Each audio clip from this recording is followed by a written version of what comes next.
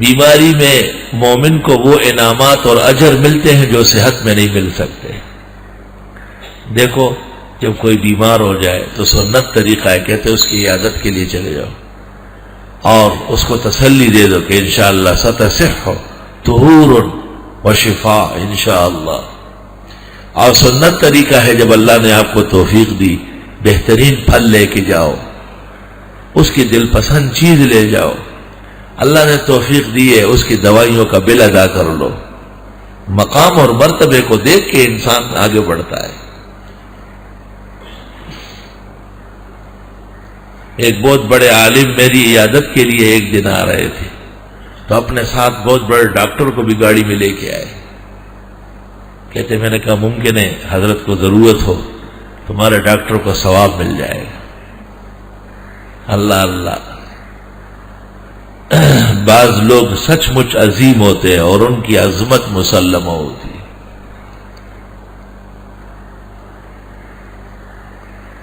اب یہ ایک سوال ہے کہ صحت مند کس کو کہتے ہیں اور بیمار کس کو کہتے ہیں؟ جالینوس اور دیگر اطباء کا اس پر کلام ہے۔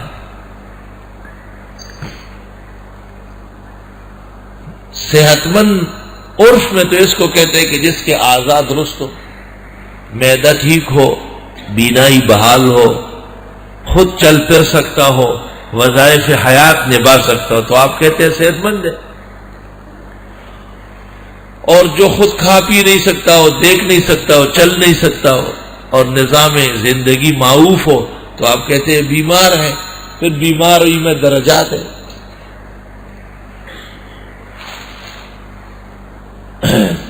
لیکن اس عاجز اور فقیر کی اس بیماری میں جب ٹانگ ٹوٹ گئی تھی، وہی سال تھا دور حدیث کا، وہی سال تھا دور تفسیر کا۔ بخاری شریف 7 پارے اور ترمذی شریف جلد اول کتاب الطہارت کا کچھ حصہ پڑھا کے گئے تھے اور وہاں سے زخمی ہو کے آئے۔ بقیہ بخاری شریف وہی ٹانگ لمبی ہوتی تھی، طالب علم بیٹھے درس جاری ہوتا تھا۔ ہمارے استاد مولانا مفتی رضا الحق صاحب افریقہ سے آئے عیادت کے لیے، تو عالم کا کلام عالمانہ ہوتا ہے۔ اس نے کہا یہ تعریف پہلے سمجھنا چاہیے کہ صحت مند کس کو کہتے ہیں اور بیمار۔ صحت مند اس کو کہتے ہیں کہ مرض میں بھی دین کا کام جاری رہے، اور بیمار اس کو کہتے ہیں کہ اٹا کٹا ہے اور صبح و شام 4 کلو کھاتا ہے اور سوائے نیند کے اور سیر سپاٹے کے کوئی کام نہیں، کوئی کام دین کا نہیں ہو رہا ہے، یہ بیمار ہے، بہت بڑا لا علاج مرض میں مبتلا ہے۔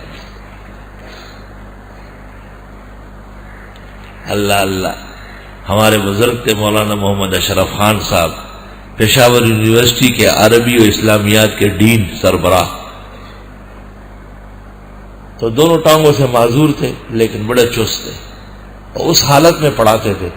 تو ادھر ایک پیریڈ ہو گیا، جب یہ ختم ہو گیا دوسری کلاس میں، تو وہاں کے ڈاکٹر انجینئر آ جاتے تھے، تو حضرت ان کے اوپر سوار ہو کے، ٹانگیں نہیں تھی، جب سوار ہو جاتے تو فرماتے سبحان الذی سخر لنا ھذا وما كنا له مقرنین۔ تو ان کے خاص خادم اور ہمارے مخلص دوست ڈاکٹر شیر حسن نے کہا حضرت داسوے کوئی بولے شیر حسن خدا نے پرما خدمت نے کی بھی بالکل جی ایسے ہی ہوئے، مگر سبحان الذی سخر لنا ھذا وما كنا له مقرنین۔ ڈاکٹر فدا حسین نے شب جمعہ میں تبلیغی مرکز میں تقریر کرتے ہوئے کہا لوگ یہ بیان کرتے ہیں فلاں بزرگ شیر کی سواری کرتے تھے، فلاں نے ہاتھی کی سواری کی، ہمارے مولانا اشرف صاحب انسانوں کی سواریاں کر رہے ہیں۔ کسی نے پیچھے سے کہا انسانوں کی نہیں، ڈاکٹر اور انجینئروں کی، جو اپنے آپ کے علاوہ کوئی اور انسان مانتے نہیں۔ صحت مند جس کو رب العالمین عزت اور شرف عطا فرمائے، دین و دنیا کے کاموں میں سب لوگ ان کے محتاج ہو۔